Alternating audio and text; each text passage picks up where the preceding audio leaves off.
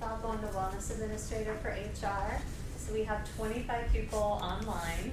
They're starting to outnumber the in-person people. So if you can't get away from your desk, that's always encouraged. If you want to stay at your desk, you're welcome to do that. So if you're online, please either type into the YouTube chat box your name or email me at NEF55 so that I know that you're here. Everyone here will get 15 wellness points. That program runs for 2018 through November 30th. If you earn wellness points in December for a Drexel event, they will go towards 2019. So you have through November 30th to earn a full $400. If you have questions, please email me or ask me. Next week we have the beginning of a two-part mindfulness-based stress reduction workshop. So if you're interested in meditation, that's on Career Pathway. It will be on the 16th and the 23rd, and the two events will build upon each other. We also have Wills in the States, November 14th, again with Franklin Federal Credit Union. We have Breast Health 101, November 28th, and we have a meditation and Chinese medicine winter wellness workshop on December 5th. So if you want more information, those are all on Career Pathway, and you're welcome to talk to me as well. So I'm going to introduce Dan Catamuzzo, who's the branch manager of the Franklin Federal Credit Union, and then he will introduce Beth after telling you some words about the credit union. Thanks, Monica.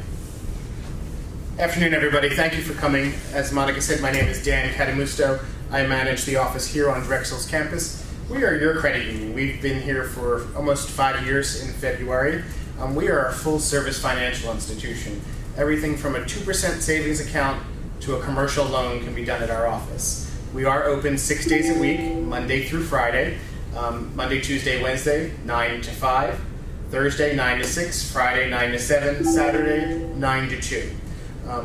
Being on Drexel's campus, we are your credit union. The only way we grow is when you join, and then your family is eligible to join. One strong fact that I think we need to tell a little more about the credit union is we've lent over $12 million to Drexel staff, faculty, alumni, students for mortgages. So if you're in the market for a new home, a savings account, a car, everything can be done right at the credit union. In addition to all our financial wellness seminars that you see Beth here who will do throughout the year. And if you just want to come in and talk to my staff about a banking question in general that you don't bank with us, we'll be happy to talk to you.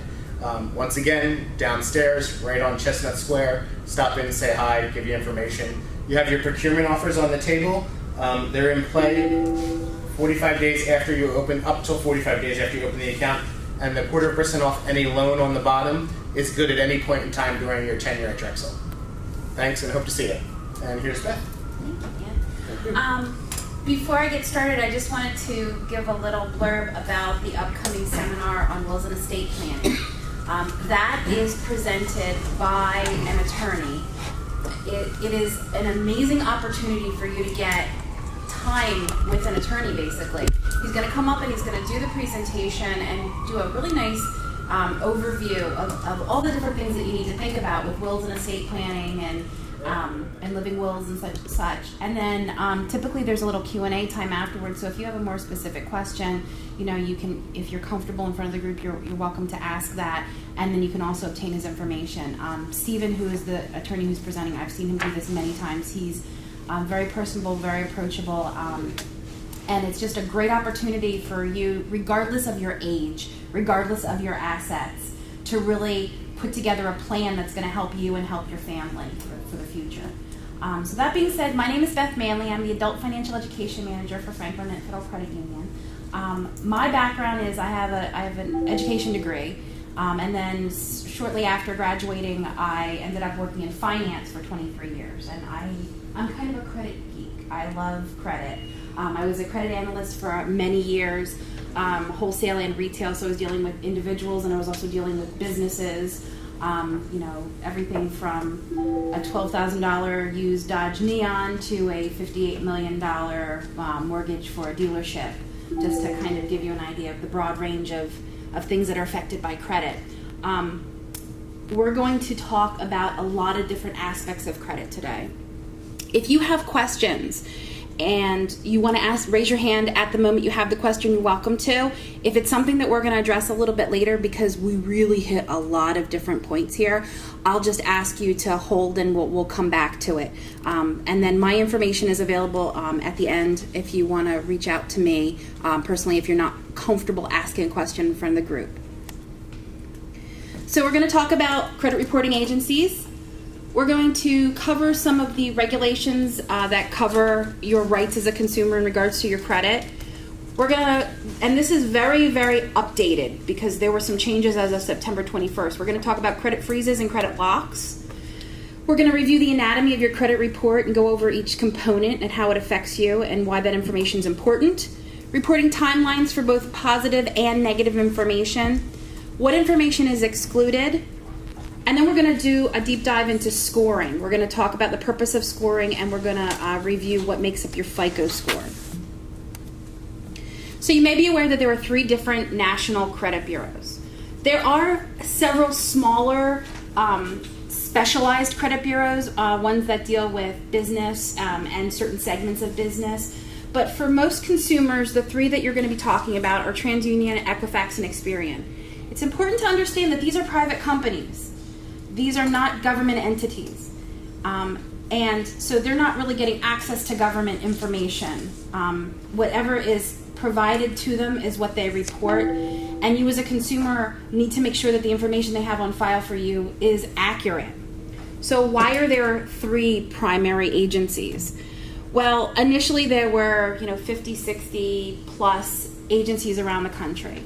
Back in the day, information sharing was not as easily done. We didn't have online access, instantly emailing or transmitting information to someone. So smaller banks and credit unions, finance companies wouldn't necessarily report to every single credit agency around the country. Slowly but surely through mergers and acquisitions, we have regionalized credit companies, Experian on the West Coast, TransUnion in the Midwest, and Equifax on the East Coast. So smaller organizations would just report to their regional bureau. I was a credit analyst for many years out of the Midwest, out of Chicago, and we only ever pulled TransUnion because some of these small banks in Idaho or what have you wouldn't have the funds to really be transmitting to all these different bureaus, and most of their customers were very localized, so they would only report to the bureau that really affected them and their partner groups. So let's talk a little bit about your consumer rights. So the Consumer Credit Protection Act of '68 and the Fair Credit Reporting Act of 1970 really form the basis for your consumer rights, especially in regards to credit. The initial purpose of these 2 acts was to require banks to maintain information regarding certain transactions. So it was a little selfish, but it kind of grew to be more about transparency for the information that's being provided about customers. You think about it this way, it would be like you never having access to any of your medical records. So you wouldn't know what was being reported, if your doctor wasn't necessarily telling you all the things that were going on with you, and then if you wanted to go to another doctor, you couldn't bring your records with you. You wouldn't know what you had access to. There was always a fee for requesting it, even when they did open it up for consumers to be able to request that information. So there have been some significant changes to those 2 acts over the years. The big one that you probably have noticed the most was the Card Act of 2009. So if you're like me and you were in college in the 90s, you probably remember, and even either early 2000s for the most part, college campuses were flooded with credit card companies. They had tables, they were giving you a t-shirt, a cozy, a frisbee. Just sign up for this credit card. Don't worry about it. Just sign your name, give me your social security number, you're good to go. Well, that's very predatory. You've got consumers who are technically eligible to be signing for their own debt, but have no income. They have no means to repay it. So kids were graduating with thousands of dollars worth of student loans and thousands of dollars worth of credit card debt, and it caused all kinds of problems. So the Credit Card Act of 2009, it made credit card companies more accountable for their disclosures and the means by which they solicit customers. So the number one goal of it was to make sure that the cost of credit was transparent.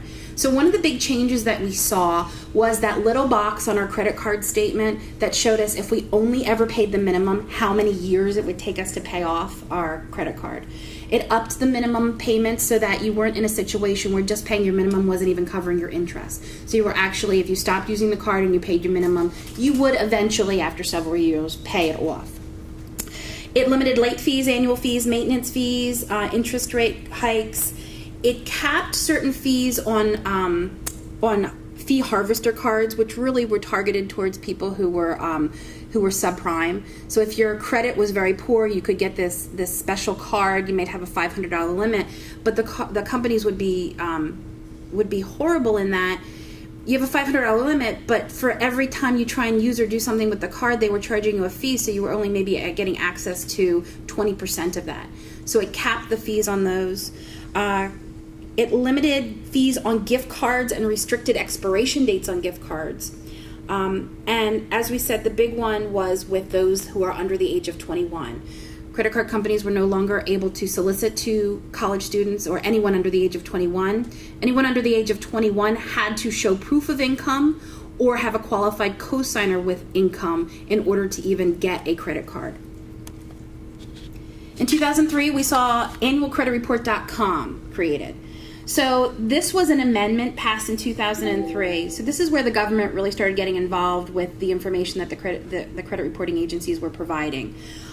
This is where we get our free credit report every year. The nice thing is, since there are 3 credit reporting agencies, you can get one every 4 months. So TransUnion you get in January, you wait 4 months. You get your Equifax, you wait 4 months. You get your Experian.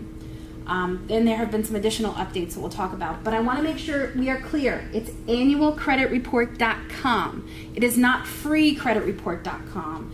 It is not Credit Karma. These other sites or apps will provide you with the same information, and they will not charge you. But remember, if something's free, you are the merchandise. So what they're doing is they're gathering all this information and they're going to use it to market to you. So if you go to Credit Karma and you're getting your score on a regular basis or you're reviewing your information, that information is being sold to companies who, if they see you have a lot of student loan debt, you're going to start seeing ads for student loan refinance. If you have a lot of credit card debt, or if you have good credit, you're going to start seeing targeted ads for either investments or for credit cards at a lower interest rate. This is the one you want to go to if you're having any questions about your credit. Yes? So I signed up for Credit Karma 8 years ago and haven't logged in probably since then. Does it make sense to go in and deactivate that, or can I just leave it at this point? I mean, what I would say to you is, I don't know how Credit Karma accesses your information. I don't know if you have to go and initiate an update for them to have updated information on you. I would say if you're not using it, I would close that portal. Yeah, it's a good idea. You don't need to have more things open than you're using at any time. So this was another big update. In 2015, the National Consumer Assistance Plan was launched, and this was really fantastic for a lot of people who were struggling with certain aspects of information that was on their credit report.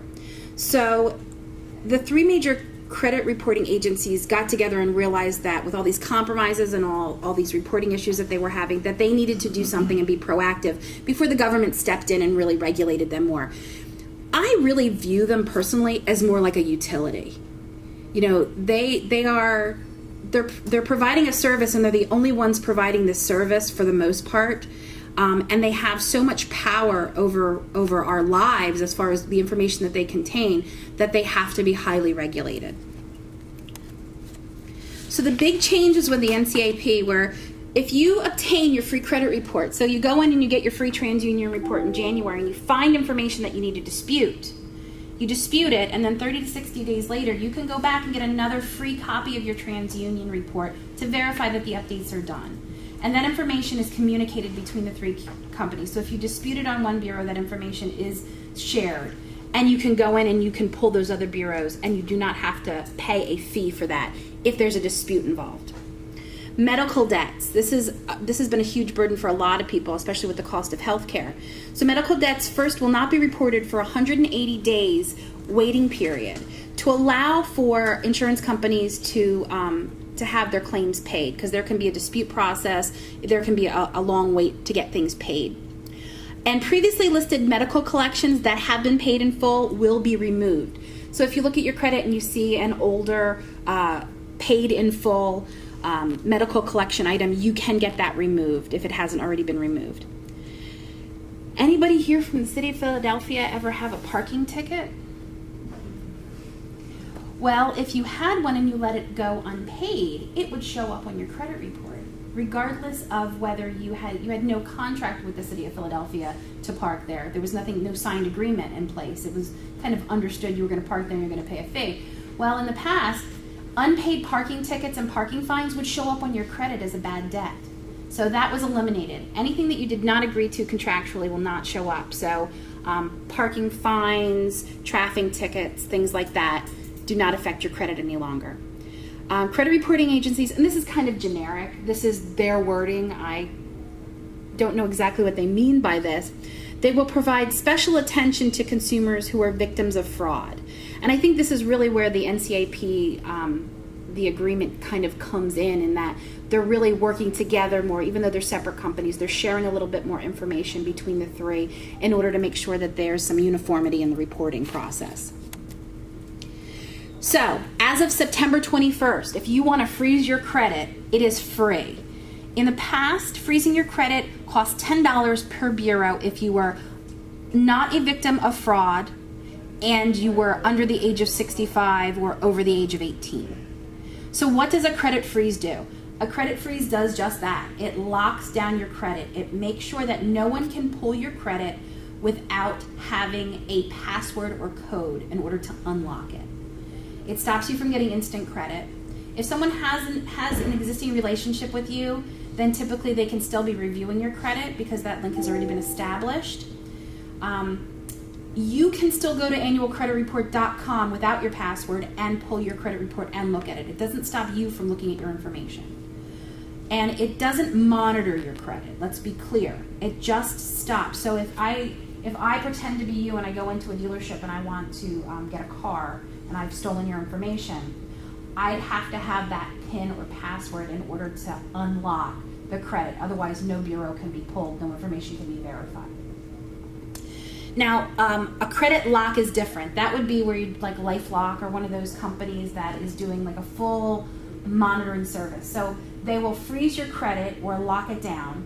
Typically, there's an app or a password that they provide you to unlock it. There's monitoring. There may be some insurances if your information is compromised and you have any costs incurred trying to get things resolved. I do not recommend going that route. It is very expensive. It's typically anywhere from $19 to $40 per month. And there is almost nothing that they provide you that you can't do either for free or for a much lower cost. If you're really concerned about it, lock your credit, it's free. It can be an inconvenience if, it could also save you money. You're not going to go to Target and get an instant red card or any instant credit, so it'll kind of keep you out of trouble that way. But I have my credit frozen. I've had it frozen for a couple years now. I have my PINs. I wanted to get a car loan. I went to the Franklin Mint. I sat down with them, gave them my 5 or 6 digit PIN. They were able to pull my credit right away, and it did not cause me any headaches. And again, it's free. It's not a safeguard against every form of identity theft because someone could still potentially steal your ID, steal your social security number, and file income tax against you because that's not that's a government agency. These are private agencies who are checking against your credit report. But it's a really good tool if you're concerned, if you're worried. It doesn't hurt you in any way. So, as far as the cost associated with trying to get your credit repaired, if there is an issue, if you have Liberty Mutual, if you have USAA, if you have State Farm, any of these insurance companies, you really want to look and see what ancillary products that they might offer you because most of them have seen the light with this and they are offering their own backup. So if you have any costs, you can file a claim with your homeowner's policy or whatever policy you have. It's a small piece of added coverage and it's very inexpensive. Most of the ones I was looking at, it's $20, $30 a year to have this kind of backup. So contact your insurance company before you go and give all your money to LifeLock and give them your information. because you'll probably find that you can get just as good a service and just as good a coverage just by doing a few things on your own without wasting the money. Does anybody have any questions about this? Okay, so let's talk about what's in your credit. Oh, yes. I'm sorry. No, go ahead. So how do you go about doing the freeze? Do you have to contact all the Yeah. phones? So I did mine a couple years ago. Oh, sorry. Can you repeat the question back? Oh, sure. So how do you go about freezing your credit? So I believe 2 of them I called. I don't recall which 2 I called. You can call all of them and do it over the phone. I know one of them I was able to do it online. And some of them will generate a PIN for you, and others you can generate your own PIN, and they'll send you a written confirmation in the mail with all of your PIN information on it, and then you just want to keep that in a safe or someplace secure, so that, because if you lose it, you're kind of up a creek at that point because your credit's frozen. Thank you. Sure. So when this information is as generic as possible because we're not talking about any one of the 3 credit bureaus, we're talking about all 3 of them. They all contain the same information. So the first thing that we have is your demographic information. It's going to be your name, your residential address, current and previous, your social security number, your date of birth, your employer's name, and your employer's address. And this is what that looks like. Now, understand that this credit file is established by your information from a credit request. You fill out a credit application, somebody goes online and types in that information. This is not being scrubbed against your social security number and the government, those kinds of things, initially. So if somebody mistypes your name, mistypes your address, mistypes your social security number, you could have information established on your credit file that is not correct for you. A big red flag to fraud is something significantly wrong, like your address, an address that you've never lived at suddenly pops up on your credit bureau. That's a red flag that somebody might be trying to divert credit information to another location and pretend to be you. Like maybe somebody ordered a credit card and they want it to go to this other address. So this is another reason why it's important to be looking at your credit and to be getting things updated and corrected if they're not correct. If your name isn't spelled right, if your date of birth is not right, if anything is incorrect on your credit report, you need to file a dispute and get it corrected. Because otherwise then, when somebody is trying to steal your identity or do something fraudulent, they're able to verify what they have against wrong information. Sometimes there are special messages. So typically the special messages are not things that you as a consumer would see. If there's a fraud warning, you might see that when you pull your personal information. But banks and credit unions and finance companies, they pay for added messaging, added information, and added tools to the credit report. So we have like Beacon and different fraud monitoring services that we do. So if there is a mismatch, we're paying that additional money to connect the dots to see what doesn't work, what's not correct. Additionally, sometimes there are fraud rings operating out of multi-unit buildings or phone numbers that are used in fraud scams. So if the information you provide, let's say there was a fraud scam operating out of your apartment building, that's going to come up when this finance company pulls your report as a possible address issue.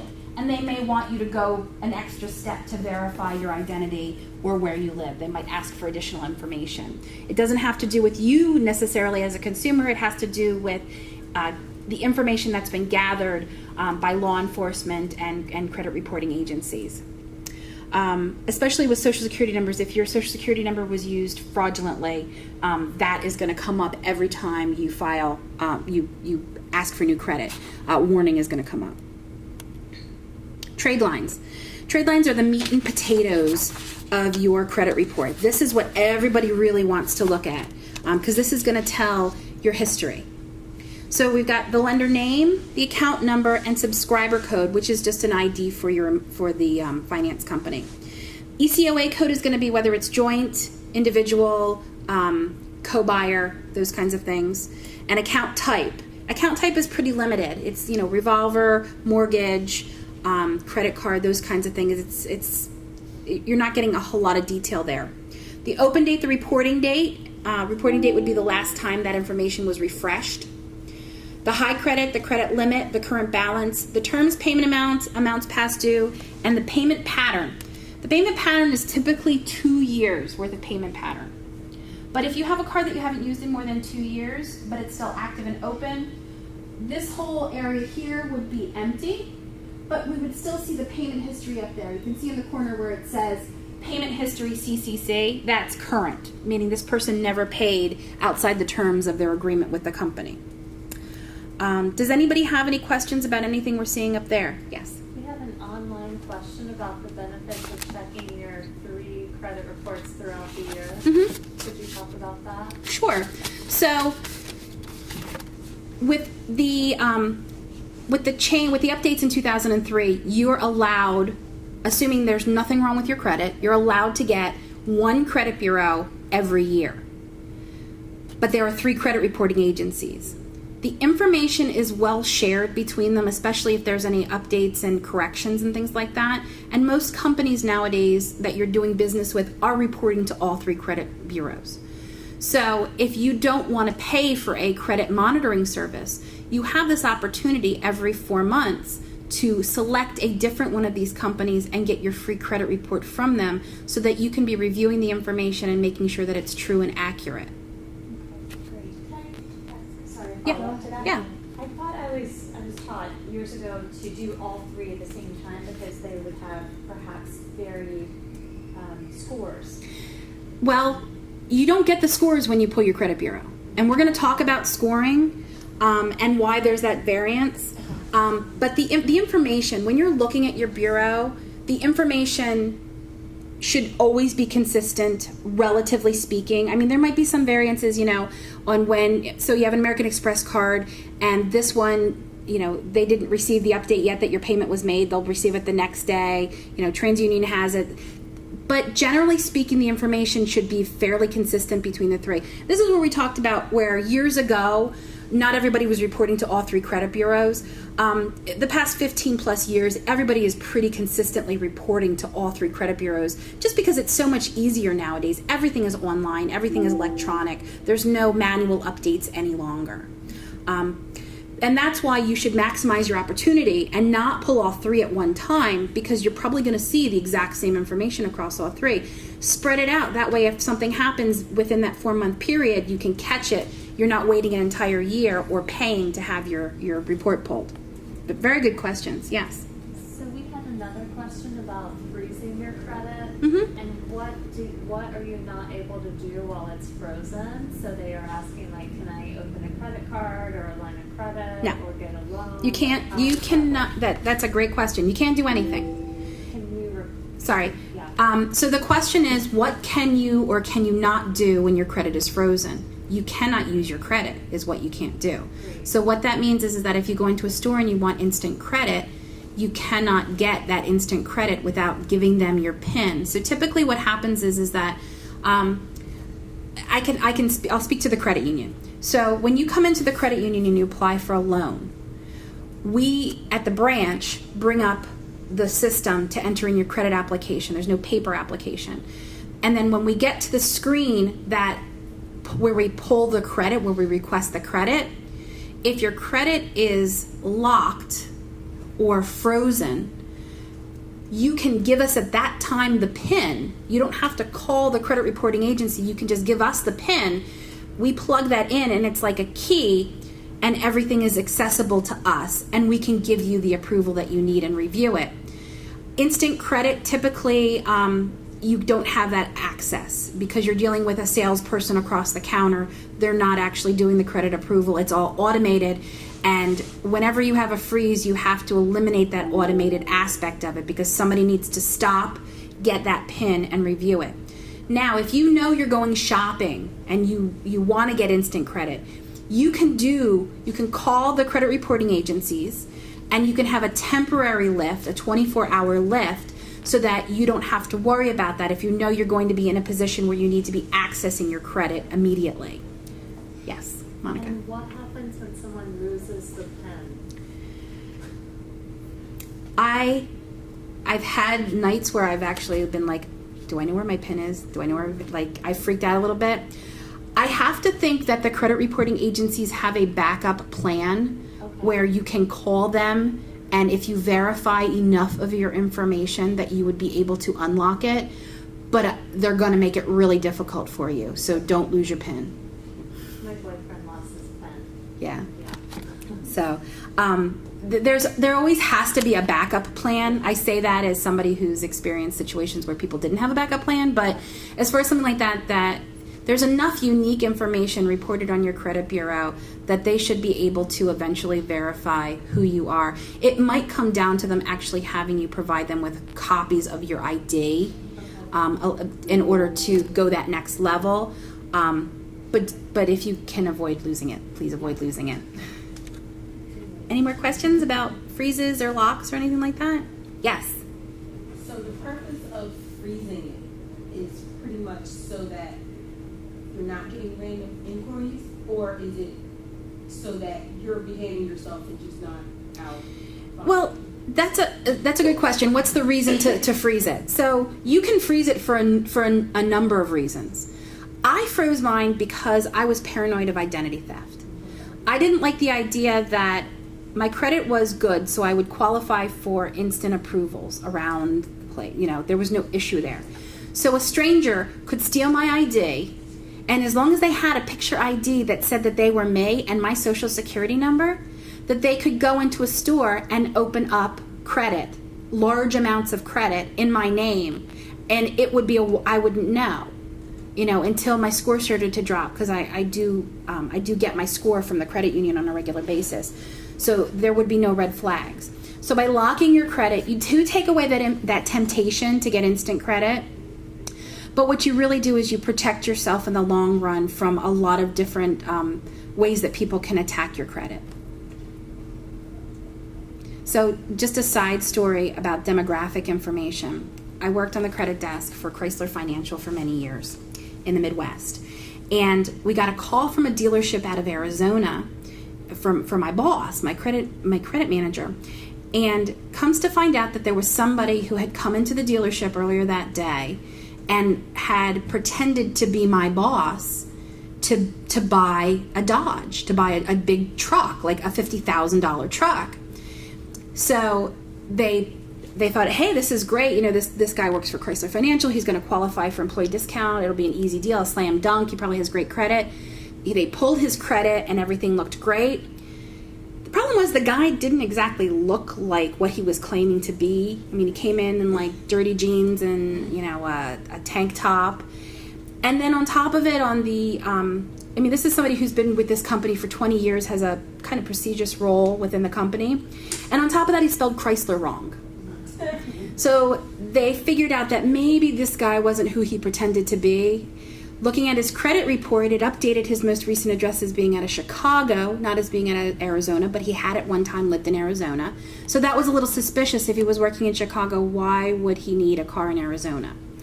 So they called us. My boss got his credit locked down, and unfortunately the guy got spooked off and didn't come back. He kind of figured something was hanky. But it was these little tiny things that were mismatched that didn't quite play into it. And because the dealership had a relationship with the finance company, my boss was easy enough to track down at work. Had he not had that relationship, if he had worked for a bank or something else, it might not have been as obvious that there was something not quite right going on. So let's talk a little bit more about derogatory trade lines. Now, good trade lines, so anything you've paid as agreed, is going to stay on your report for 10 years after last activity. So you pay off your American Express, you decide you're going to close it out. 9 years later, it's still reporting. You're just going to see the C's up there. You're not going to see any of this payment history. 10 years, it falls off. It's as if it has never been there before. Derogatory lines don't stay on as long. So derogatory would be anything not paid according to the terms. For most of your financing, it's 30 days. So if your car loan hits that 30-day mark, you get reported to the credit bureau. Same with credit cards and things like that. Typically, we see extended periods with student loans. My understanding is the reporting for student loans is 90 days. I wouldn't say, hey, don't worry about it if you're 30 days past due. But typically with federal student loans, they start reporting on the 90th day of delinquency. And there are different levels. There are the 30-day periods. So if you If you go past the 30, you get to the 60, that's a different tick against you, as a 60-day and a 90-day delinquency. So late payments, even if you now start paying as agreed, that little mark is going to be reflected up to 7 years. But that being said, if that's your only mark, it's all relative. How much a negative mark affects your credit is relative to how much credit and how much good credit you have overall. And we'll get into a little bit more with the scoring in a little bit. A charge-off. So a charge-off is when the finance company has determined that you are not going to pay us. We've done everything we can to get money from you. You're done. So now they are closing out the account. They are considering it a loss. And they have the opportunity to then forward that to a collection agency. And now potentially a new trade line, a new creditor pops up because your debt has been sold to this collection agency. So anything that's being collected by a collection agency is considered a collection item. Also public records. So if you get sued, somebody takes you to small claims court, your landlord sues you for whatever reason. If they win, that can come and be reported against your credit as a derogatory item. Civil judgment, tax liens, bankruptcies. So I wanted to talk a little bit about tax liens because I know that this can be an issue for a lot of people. So before I go into too much detail about timelines, so unpaid tax liens potentially can report on your credit bureau forever until they're paid. That being said, typically, even if they're unpaid, we see them fall off after about the 10-year mark. Most information with that activity doesn't stay on past the 10-year mark, but that doesn't mean it goes away. If you have a lien against your property, it's still recorded against your deed. And if you're trying to refinance or do anything against your home, while it may not show up on your credit bureau, when they pull the deed to your house to make sure it's clear, they're going to see it there. So in 2011, the IRS implemented something called the Fresh Start Initiative. And it's a series of procedures that can potentially enable you, even if you haven't paid off your tax lien, to get it removed. So you have to be completely up to date with your taxes. So if you own a business and you're paying quarterly, you have to make sure you're up to date with your quarterly taxes. Your tax lien that is owed must be under $25,000. And you have to be on an automated repayment with them. So the money has to be pulled out automatically each month from your checking or your savings account in order to be qualified for this program. So after, I believe it's 6 or so months of seeing you on this program, meeting all these parameters, it's a real simple form. It's IRS form 12277, the application for withdrawal. It's a real simple one-page form. You do not have to pay somebody or ask somebody's help to fill this out. You fill out the form, you submit it, and after a couple months waiting, hearing back from them, they will typically, if you meet all the criteria, say, yes, we will release the tax lien. The debt does not go away, but if you're trying to sell your house, if you've got a situation where maybe you're helping out an elderly relative, they pass away, and now you're trying to work through probate or an estate, and you want to liquidate the house, you can potentially then get that resolved without having to worry about paying off the lien first. A lot of times you'll be able to sell the house then, and then you can use the proceeds to pay off the lien and resolve it. As I said, you don't have to pay anybody to do this for you. If you meet the requirements, you can do it yourself. You can go online, get the form. It's very simple. If you are approved, they'll send you the paperwork and the notification. You take that to the recorder of deeds. The lien will be taken off. You also give it to the credit reporting agency if this is on your credit bureaus, and that information will be removed from your credit bureau.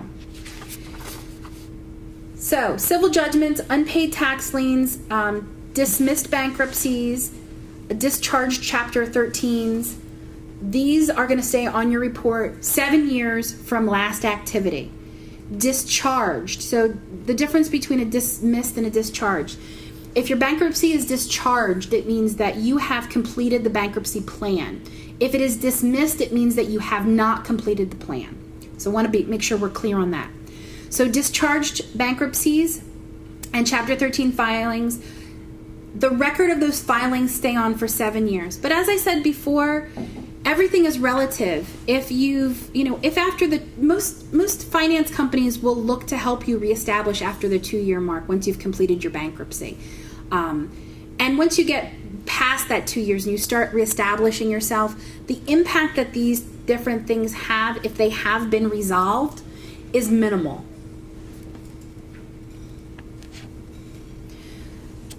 Inquiries are going to be on there and consumer statements. So an inquiry, there's a difference between a hard inquiry and a soft inquiry. So soft inquiries you're not going to see on here. So that would be you going to annualcreditreport.com and requesting your credit bureau. You would not see that on here. If you go and you fill out an application for new credit, that is a hard inquiry. That affects your credit score, and we'll go into that a little bit more. But that will show up here. It's very important that if you're pulling your credit bureau that you're looking at the inquiries page, because that's going to be a red flag that somebody who you don't authorize to look at your credit is looking at your file. So if you're not looking for a house and you see 3 mortgage inquiries, you need to freeze your credit. There's something going on there that you don't know about. And you also have the ability to contact those companies that initiated the inquiries and get the details and find out what's going on. Consumer statements. So we don't really see these as much with a lot of the updates. The consumer statement could be that I've been a victim of fraud and that I want to be called at my cell phone number before any new credit is issued. In the past, when medical debts were more prevalent, you could have somebody who paid everything as agreed, except they have, thousands and thousands of dollars worth of bad medical debt. So typically, those of us who are on the credit desk would see little statements, I was in a severe accident, I'm in the process of a lawsuit, these medical debts will be resolved. It doesn't help your score. If something's, clicking against your score because it's being reported, putting a statement about that doesn't change that because everything is electronic and automated. But if it's a situation where we know how much it's going to cost for us to approve you because of the risk associated with your scores, but we don't know if we should approve you or not. Sometimes having a consumer statement would be, we always say, tell me the story. Why is this situation as it is? Not everybody who has derogatory credit doesn't pay, is a credit criminal. And not everybody who pays all their bills on time is a good risk. There's a lot of different factors that we have to take into consideration. So if you had a special circumstance that caused you to have a little blip, if you were laid off for 6 months and you've since recovered, you can, not that it makes a huge difference, but you can always put that as a consumer statement on your credit file. And this would be an example of a consumer statement we talked about with fraud. Now, fraud warnings stay on for 90 days and you can renew them every 90 days. If you put a fraud warning in with one bureau, it will be communicated to all the other 2 bureaus. So let's talk about what information is excluded. So any information that doesn't affect your eligibility for credit is excluded. So your gender, your ethnicity, your religion, your race, and your marital status. Those are all excluded information. Now, you might be surprised that the details of your collateral is also not on your bureau. So it may state you have a car loan, it may state if it's new or used, but it is not going to state what kind of vehicle it is. Additionally, a mortgage will not state the property address. So if you have multiple properties, your lender doesn't necessarily know which address is mortgaged and which address is not. So now let's talk about scoring. I know this is the one that people have the most questions about. Scoring is a way for us to assess risk. It's a statistical method for analyzing and predicting future payment history. We use it because it's fast, consistent, and it's unbiased. It's just data. The data is treated in an unbiased way in order to compile a score to price a loan. The higher quality of the score, the higher quality of the credit and the components of the credit, the higher the score, the lower the risk, the lower the cost of credit to the consumer. It's just as simple as that. Now, there are limitations. As we said, some high-risk people just had a bad time of it. Something happened in their lives, and maybe this is a temporary bump that they're going through for a year or two. But they're responsible individuals. They're getting their lives back on track. You give them a chance, and they'll renew they'll get their scores back up. They'll get their payment histories back on track. It still requires somewhat of a manual review because just because someone has a 780 FICO doesn't mean they're qualifying for a $100,000 car loan. There are other factors that have to go into that. So we are specifically going to talk about the FICO score. And I need to be clear on that because if you are part of Credit Karma, that is not the FICO score. FICO is a proprietary algorithm. So FICO started in 1989, and FICO is what 90% of anybody who's pulling credit, whether it be an employer, an insurance company, or a lending institution. They're most of the time, 90% of the time, they are using FICO. It's got the longest track history, and it's been proven to be the most accurate. The most recent update was in 2014, and that's FICO 9, and we're going to talk about in a little bit. We're going to talk about some of the things that updated FICO 9. So FICO 9 kind of took away a lot of that, a lot of the reporting for how medical debt is weighted in your score. So basically, medical debt before the updates that just happened with the NACC, before that happened, FICO 14 looked and saw that medical debt did not necessarily mean you weren't going to pay your other bills. That this was a sudden thing that happened to you. So it kind of lessened the impact of medical debt with that update. So they are predicting the likelihood of you becoming delinquent of 90 days or more within the first 24 months of the loan. Your risk score is anywhere from 350 to 850. So how did they come up with this information? Well, basically, over the years, they've compiled millions and millions of data points on loans that were paid well and loans that were not paid well. And then they go back and historically look at what the credit report looked like and what the credit application information contained at that time to see what things correlated to someone who pays well and what correlates to someone who struggles to pay their bills. Because you figure after you get out of that 2-year mark, then there's a lot of other variables that can happen. The economy, you lose your job.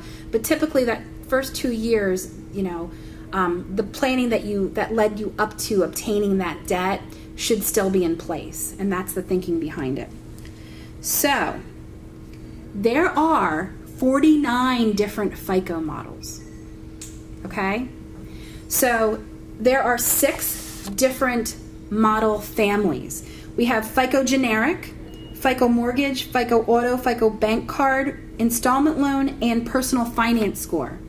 So that the company who is issuing you your insurance and assessing risk and pricing your insurance policy is not using the same FICO model that the company that's issuing your mortgage is using. So that's number one, why there can be variances in your scores. Number 2, all of these FICOs can now be reported against any one of those 3 credit bureaus. So depending on when they updated the reporting against that credit bureau, so now you've got, all these other different variables in play. So there's a lot of reasons why, your score on TransUnion that you pull on Monday might not be the same on a FICO TransUnion, a FICO score that's pulled a week later on an Experian report. But there shouldn't be a ton of variance unless something dramatic is happening with your credit. So, Vantagen. Vantagen is another scoring model. That's what you get with Credit Karma. It has about 6% of the market share, and Vantagen was created by the 3 credit reporting companies as kind of a way to earn income. Basically they wanted to try and compete with FICO, who owns the market. They're making their way mostly through consumer channels because commercial channels are still primarily using FICO because it has the most history. So as we said, the higher your score, the better your credit, the lower the rates, the lower your risk. It's all tied in. What one lender considers a great score might not be considered great. It's all relative. Again, because they could have tweaked their own scoring model. There's all these different options that they can do depending on what they're pulling. So for mortgage company A, they might think anything above a 770 is their top rate. Car finance company B might say you have to be a 790 to qualify for our best rate. Generally, if you're in the mid sevens, you're good to go. So, the factors affecting your credit might surprise you. This one's not going to surprise you. Everybody knows that how you pay your debt affects your credit. But it only affects your credit for 35% of the model. It's a huge chunk, and it is the biggest chunk, but it's not the only thing that you need to be aware of. So prompt payments are important, but this isn't going to be the only thing. So if you're paying your credit cards on time every month, you could still potentially have a low score because of all of the other things that go into calculating that score. This is the one that surprises most people. 30% of your score is your credit usage. So this is why when you pay off a credit card, if you don't have a ton of available credit to you, it behooves you to not close that credit card until you paid off some other debts. Because credit usage, so that's the total available credit that you have as reported on your report versus the total credit that you're using. If you're paying every single debt on time, but you're maxed out on every single credit card, your score is going to be low. This is how the creditors are looking at it. So you're paying all your debts on time, but you're maxed out on your credit cards. You have no safety net. If you're driving to work and you get a flat tire, where are you going to get the money in order to cover that emergency expense? You're not going to be able to use a credit card to pay for that flat tire because you don't have those resources available to you. So instead, something's probably not going to get paid that month. And that's where the risk factor goes in. You're also, if you're maxed out on your credit cards, you're a higher risk for filing bankruptcy because you may be in over your head. So that's why you want to keep your usage below 50%. So if you have 2 credit cards and you have $1,000 available on each of them, so you have $2,000 in total available credit reflecting on your bureau, you want to make sure that at any given time you're not using more than $1,000 unless you're going to be paying it off within that 30-day cycle. Is everybody clear on that? Figured we have questions. I just had a question about how the total amount of debt figures into your score. So is there anything you have to say beyond what you just said about the liability of that? So income is not reported. Mm-hmm. So your debt to income is typically self-reported information that doesn't reflect on your credit bureau. Okay. So when creditors are looking, they're going to ask for that information. They might ask you to verify it. So you might have a $400,000 mortgage and somebody else might have a $100,000 mortgage. You could still have the same credit score and the same debt to income. Because mortgages typically are not revolving debt. That's a fixed loan. The things that really affect your credit availability and your credit usage are those revolving debts, those credit cards. So you want to make sure that your credit card debt is what you manage because that's what you have the most ability to manipulate as far as how it affects your credit score. I hope that was clear. So don't close out your cards as you pay them off if you don't have a lot of other credit available to you. Keep in mind that 50% marker.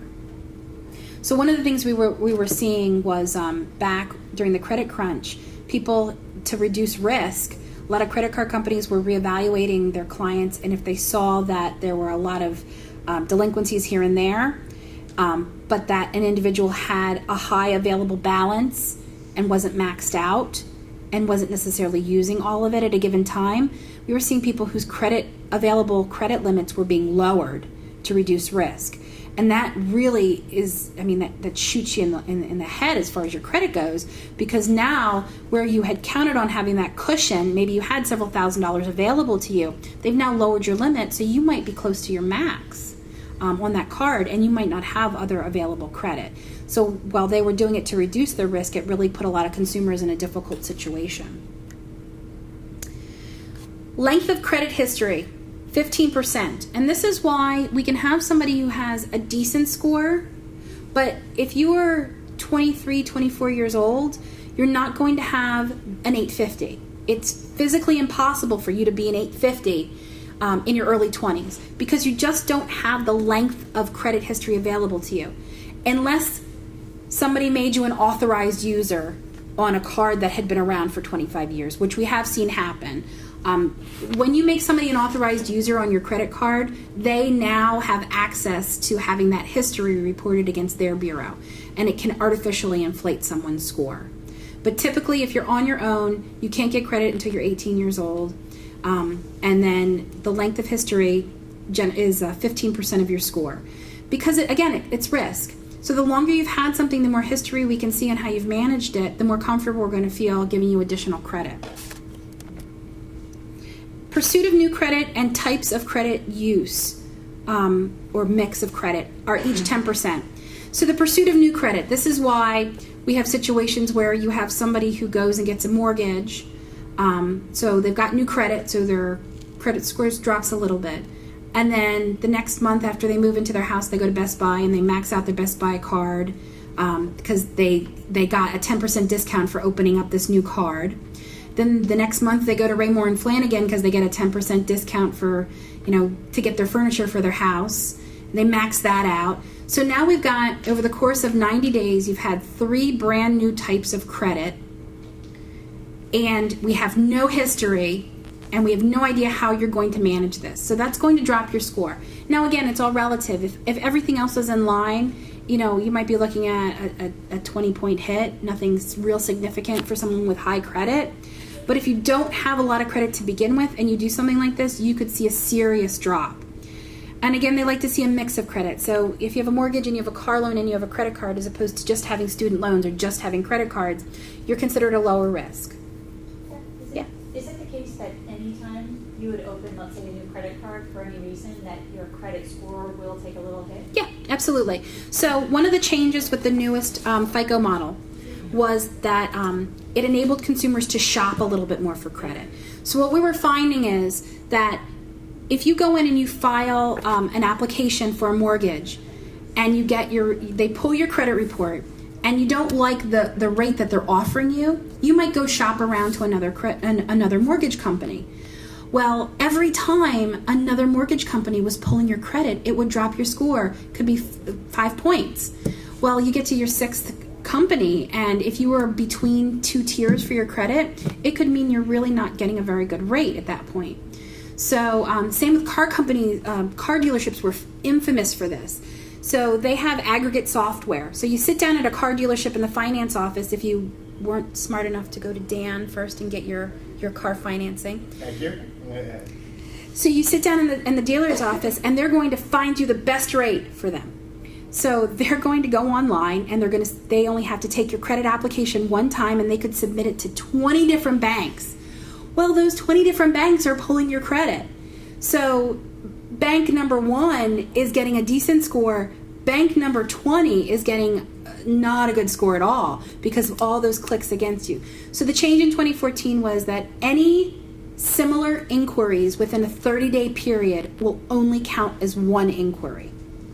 So, and that's pretty much for mortgages and for car loans, any kind of fixed loans like that, as opposed to revolvers. So you don't have to worry about it. If you want to shop around, you just have to make sure that all those inquiries are within a 30-day cycle. Yes? Will you see the inquiries on there? It won't be 6 inquiries. They'll list it, but they won't be counted 6 times. Correct. Exactly. Yeah, it won't be like, you won't have 30-point drop because you've had 6 different inquiries. But you will see when you pull your credit report the next month, if you go in and pull your own, you will see like a whole new page of credit inquiries. Absolutely. Going back to your previous point, you were talking about somebody's credit being inflated because they want somebody else's. Can it work in the opposite? Absolutely. As somebody who has done both credit and collections, don't co-sign for somebody if you can't pay the debt yourself. Because if you co-sign or you're joint on an auto loan with a boyfriend, a girlfriend, a child, a grandchild, and they suddenly cannot afford or they're not managing that loan, that negative information is reported against you just as much as it's reported against them. So, yes. So So I just want to say we're right at one. If anyone really needs to step out, that's totally fine. And I have a couple questions. So what about cards closed by the company because you stopped using them? Like So, if it was yeah. used for 20 years and then closed, how does that show? So, the information as far as the payment history is going to be reported for 10 years from the last activity. So if it's been 5 years since you used the card and the company closes it, the positive information will still reflect on your bureau. But the access to that will not be reflected in your available credit. So it could potentially impact your score if that closing brings you down below that 50% mark. Okay, and it would positively impact for 5 years, showing that you had a long credit Mm-hmm. history. Yeah. Okay. Yeah. And then I had, what's the definition of recent? So recently opened accounts. What is recent? Typically anything under a year Is recent? is relatively recent. 6 months is very, like anything 6 months or less. Like when we're talking about delinquency, it's typically like this, like we look at anything within the past 6 months. Okay. It takes about a year to 18 months to really have a history that's established on your credit report. Like when we do what's called a rebuilder for people who don't have any credit or who are struggling, and it's an 18-month process. It's 3 small loans that build upon each other, but shows an 18-month history overall. So yeah, that's about where we look. Okay. Yeah. Okay. Yes. The credit card that I have allows for me to see my credit Yeah. score. Mm-hmm. So with that, if I run that, does that count as one of the, no? No. Okay. That does not count. That's a soft inquiry because there's no new credit being granted because of that. That's an ongoing relationship that's just being maintained, so it's considered a soft inquiry. And yeah, a lot of credit card companies do that. We do that. If you have any kind of financing with us, your statement or when you go on our app, you can see your credit score. I have another yeah. question about when should you establish credit for children? Well, that's a really good question. For a lot of kids, their student loan is their first establishment of credit. You can't establish credit. They can't establish credit on their own until they're 18. You want to have the conversation about managing credit, managing their money. What I would say is get them a debit card and see how they handle the debit card before you get them a credit card. Because with the debit card, they're only using money that they already have before you give them the opportunity to start using money that they don't have.